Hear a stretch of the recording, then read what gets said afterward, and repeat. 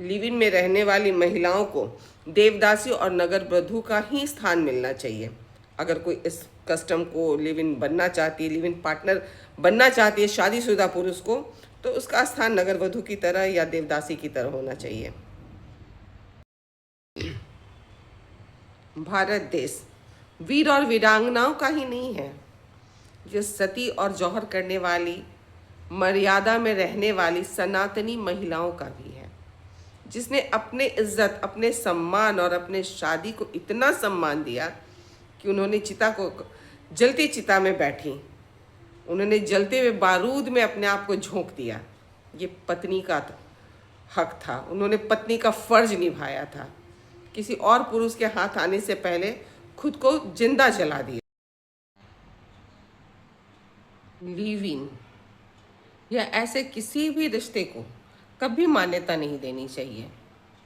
ये सिर्फ इसलिए नहीं कि मामला स्त्री और पुरुष का है, बल्कि ये इसलिए भी कि आने वाले वंशज और भविष्य, देश का भविष्य का भी ये मामला होता है। हम मुसलमानों को कहते हैं वो दर्जी होते हैं, मुर्गा काटते हैं, पंचर बनाते हैं। क्यों? क्योंकि उनके यहाँ एक पुरुष कई पत्नियों से संबंध रखते हैं, और वो कई पत्नियों से जो संतति होती है, जो संतानें होती है, उनकी ऐसी हालत होती है कि उनकी परवरिश मुनासिब नहीं होता, अच्छी परवरिश के उनको नहीं मिल पाता है, और वो ऐसे पेशे में लग जाते हैं। ये हिंदू में भी शुरू हो जाएगा। उनकी संतानें भी बहुत घटिया, अनपढ़ और ऐसे निम्न कोटि के होंगे। यदि ऐसे नाजायज रिश्तों को मान्यता दी गई तो मुसलमान से बहुत बदतर हम हिंदू होंगे। इसलिए किसी गलत रिश्ते को कभी मान्यता। लिव इन रिलेशनशिप में रहने वाली महिलाएं वेश्या और बदचलन औरतों का कन्वर्जन है।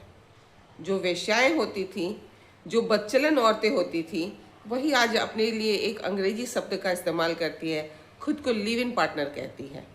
लिव इन रखैल और वेश्या का।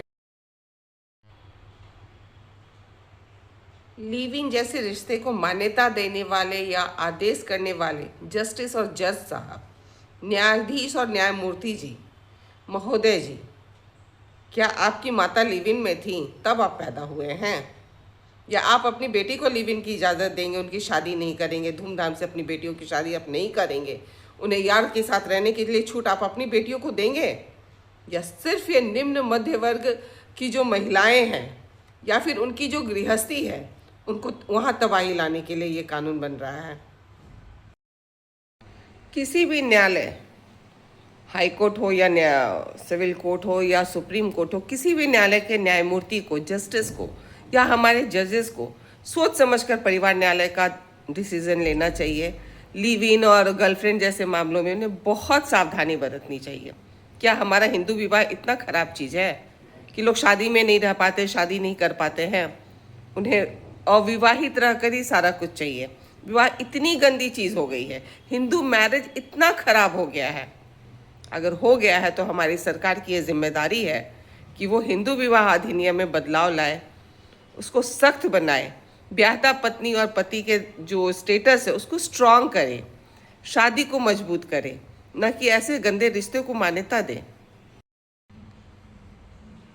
कभी हमारे देश में शादी को इतना सम्मान दिया जाता था कि पति अगर रणभूमि में मर गया या किसी भी और कारण से पति की मृत्यु हो जाती तो पत्नी भी किसी पर पुरुष को अपने तक पहुंचने नहीं देती थी, वो खुद को मिटाना मंजूर करती थी। और इसी का परिणाम था सती प्रथा और जौहर प्रथा। आज उसी शादी में हम तमाशा कर रहे हैं।